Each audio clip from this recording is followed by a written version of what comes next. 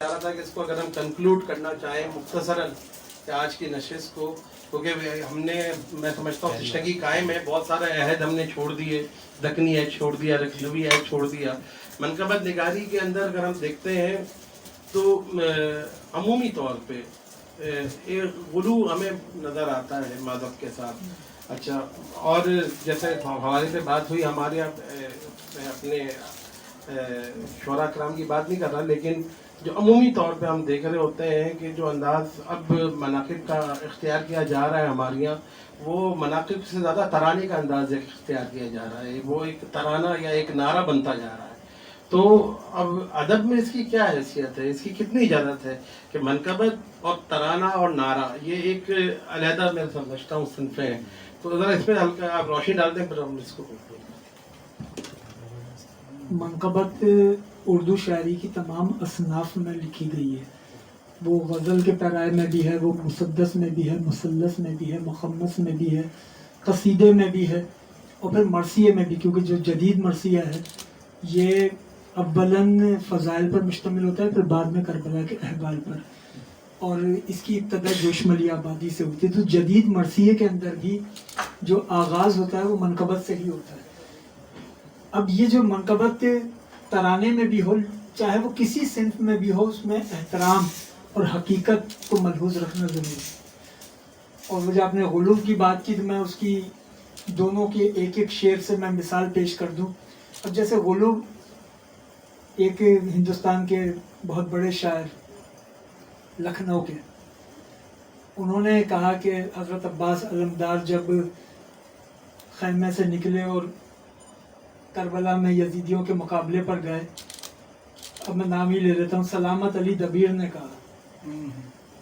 کہا کس شعر، اب آپ دیکھیے اس میں شاعری اور حقیقت، کس شعر کی آمد ہے کہ رن کانپ رہا ہے، رن ایک طرف چرخے کوہن کانپ رہا ہے، زیر زمین رستم کا کفن کانپ رہا ہے، ہر سلاطین زمن کانپ رہا ہے، اور خنجر بکف دیکھ کے حیدر کے پسر کو جبریل لرزتے ہیں سمیٹے ہوئے پر کو.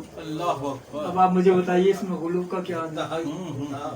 خنجر بکف دیکھ کے حیدر کے پسر کو جبریل لرزتے ہیں سمیٹے ہوئے پر کو، کہ میرے پر پہ تلوار نہ لگ جائے.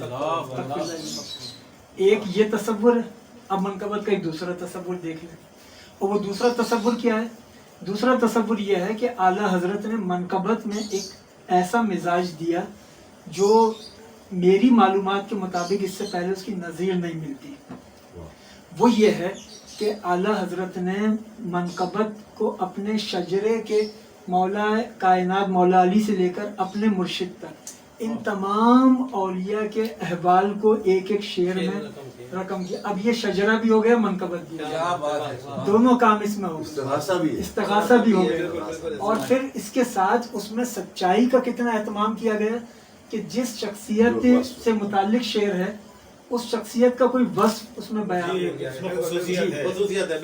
مثال کے طور پہ سید سجاد کے صدقے میں ساجد رکھ مجھے، دیکھیے وہاں سجاد کہا اور یہاں اپنے لیے پھر کہا ساجد رکھ مجھے. سید سجاد کے صدقے میں ساجد رکھ مجھے، علم حق دے باقر علم خدا کے واسطے.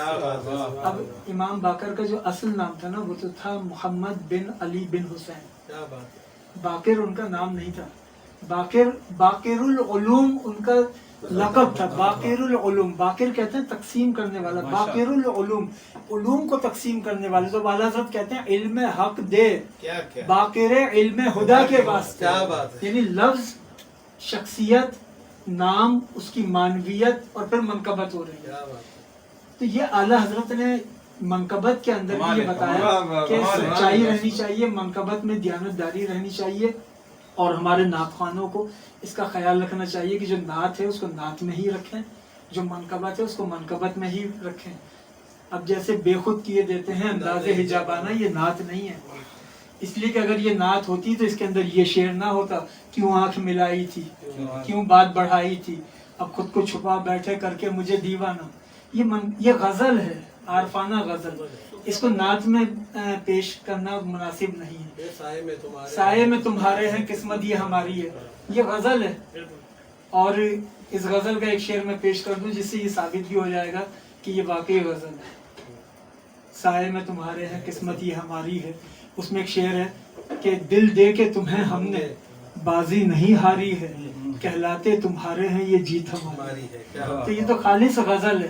اب غزلوں کو بھی اگر آپ نعت سے منسوب کر دیں گے اور نعت کو پھر غزل میں کر دیں گے تو یہ احترام کے منافی. نعت کو نعت رکھیں, منقبت کو عارفانہ کلام. بالکل عارفانہ کلام کا مزاج اپنی جگہ. عموماً یہی ہوتا ہے کہ محفل میں ہم ایک جملہ میں بس اور کہہ دوں. وہ پیرزادہ صاحب نے اہل بیت کے مناقب کے حوالے سے بات کہی, تو میں نے آغاز میں بات کہی تھی سب سے پہلی منقبت صدیق اکبر کی لکھی گئی, لیکن اس جملے کو میں مکمل کر دوں.